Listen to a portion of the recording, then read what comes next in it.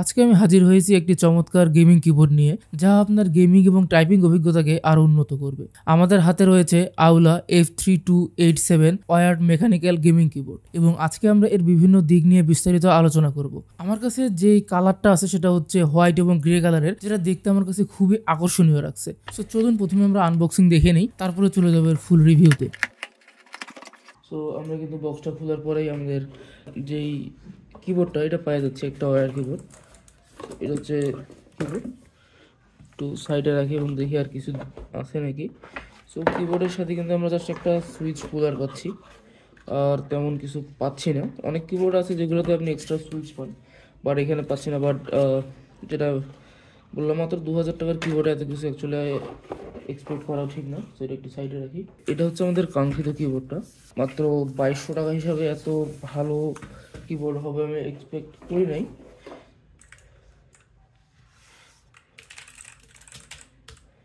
So আমাদের কেবলটা কিন্তু ব্রেডেড কেবল, এবং এটা পিছন সাইড। সেই ছিল আনবক্সিং। চলুন আমরা চলে যাই ফুল রিভিউতে। প্রথমে চলুন বলা যাক কিবোর্ডের ডিজাইন এবং বিল্ড কোয়ালিটি নিয়ে।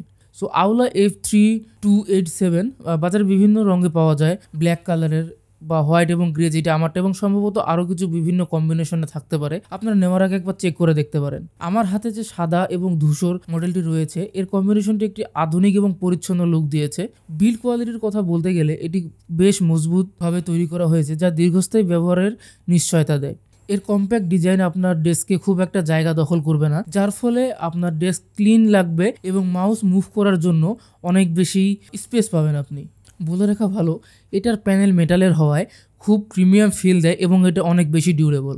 আপনি কিবোর্ডটা কেনার সময় আপনার পছন্দ মতো সুইচ সিলেক্ট করে কিনতে পারেন। আমারটা ব্লু সুইচ, এবং আমরা জানি ব্লু সুইচে একটু ক্লিকি সাউন্ড বেশি আসে, এবং যে সাউন্ডটা আমার ভালো লাগে, যার কারণে আমি ব্লু সুইচ নিয়েছি। কি ক্যাপসের কথা যদি আমি বলি, এখন এই কিবোর্ডের কি ক্যাপসগুলো উন্নত মানের এবিসি প্লাস্টিক দিয়ে তৈরি। এই উপাদানটি কি ক্যাপসকে টেকসই করে এবং দীর্ঘ ব্যবহারের অক্ষরের উজ্জ্বলতা বজায় রাখে, এবং মসৃণ টেক্সচার দীর্ঘক্ষণ টাইপিং বা গেমিংয়ের সময় আরাম প্রদান করে।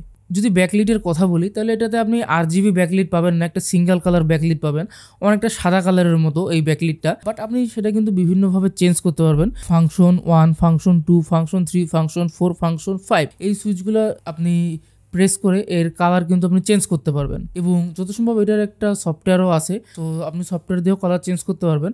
আমার প্ল্যান আছে ফিউচারে আমি যদি এর কোনো সফটওয়্যার পাই, তাহলে সেই সফটওয়্যারের একটা ডেডিকেটেড ভিডিও বানানোর। কিবোর্ডটিতে ডেডিকেটেড মাল্টিমিডিয়া কন্ট্রোল বাটন রয়েছে, যা আপনাকে ভলিউম, প্লে, পজ এবং অন্যান্য মিডিয়া ফাংশন সহজে নিয়ন্ত্রণ করতে দেয়। গেমিং বা কাজ করার সময় এটি খুবই দরকারি একটি ফিচার। আপনি চাইলে ফাংশন F10 এটা দিয়ে ভলিউম কমাইতে পারবেন, F11 এটা দিয়ে ভলিউম বাড়াইতে পারবেন, এবং F9 প্রেস করে কিন্তু আপনি সহজেই পজ করে রাখতে পারবেন। গেমিংয়ের সময় নির্ভুলতা নিশ্চিত করার জন্য এই কিবোর্ডে অ্যান্টি ঘোস্টিং এবং এনকে রোলার এর সুবিধা রয়েছে। এর ফলে আপনি একই সাথে একাধিক কি প্রেস করলেও প্রতিটি কমান্ড সঠিকভাবে রেজিস্টার হবে, যা জটিল গেম কম্বোগুলো কার্যকর করার জন্য অপরিহার্য।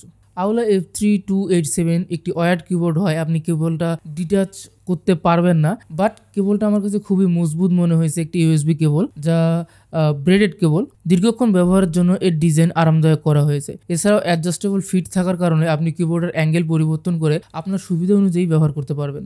এই কিবোর্ডটা আমি জানুয়ারির শেষের দিকে নিয়েছিলাম, এবং আমি সেই সময় 2200 টাকা দিয়ে কিবোর্ডটা কিনেছিলাম, এবং আমার যেটা মনে হয় আপনারাও 2200 টাকার আশেপাশেই এই ভেরিয়েন্ট এবং অন্যান্য ভেরিয়েন্টের কিবোর্ডটা পেয়ে যাবেন। সো এখন আমি কিবোর্ডের একটা সাউন্ড টেস্ট দিব, এবং আপনারা কিন্তু আমার ফুল ভয়েস ওভারে একটু হলেও ইফেক্ট পাবেন, বাট সাউন্ড টেস্টটা আমি দিব একদম কোনো ইফেক্ট থাকবে না। এবং আমি যেটা PD200X মাইক্রোফোনের রিভিউ দিয়েছিলাম, সেই মাইক্রোফোন দিয়ে আমি সাউন্ড টেস্টটা রেকর্ড করব, যাতে আমি মাইক্রোফোনের কথাটা অ্যাকচুয়ালি বলে দিলাম, যাতে আপনারা বুঝতে পারেন যে আমি কোন মাইক্রোফোনে রেকর্ড করছি, এবং এই মাইক্রোফোন থাকলে আপনাদের গেমিংয়ের সময় যদি আপনি কি প্রেস করেন সেক্ষেত্রে কেমন সাউন্ড আসতে পারে। সো চলুন আমরা কিবোর্ডের সাউন্ড টেস্টে চলে যাই।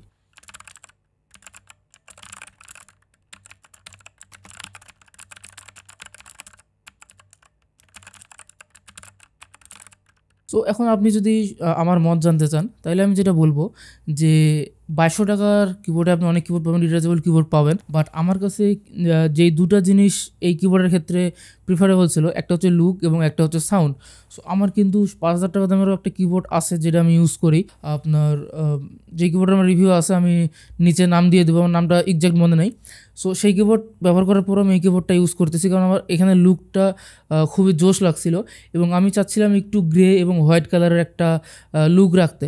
সো এই কারণে আমি নিয়েছিলাম। এখন আপনাকে এটা ডিসিশন নিতে হবে যে আপনি অন্য কোনো কিবোর্ড নেবেন নাকি কালার এবং সাউন্ডে প্রিফার করে এই কিবোর্ডটা নেবেন। তবে হ্যাঁ, অবশ্যই মনে রাখতে হবে এই কিবোর্ডের কিন্তু সাউন্ড অনেক বেশি। আমি আমার জীবনে আই থিঙ্ক 10টার উপরে কিবোর্ড ইউজ করছি, বাট এত সাউন্ড আমি কোনো কিবোর্ডেই পাই নাই। সো আপনার যদি এরকম সাউন্ড পছন্দ হয় আপনি অবশ্যই কিবোর্ডটা নিতে পারেন। 2,200 টাকায় আমার কাছে একটা ভ্যালু ফর মানি কিবোর্ড মনে হয়েছে এটা। সো আজকের ভিডিওটা এই পর্যন্ত। ভিডিওটা যদি ভালো লাগে থাকে অবশ্যই চ্যানেলটা সাবস্ক্রাইব করবেন। ধন্যবাদ।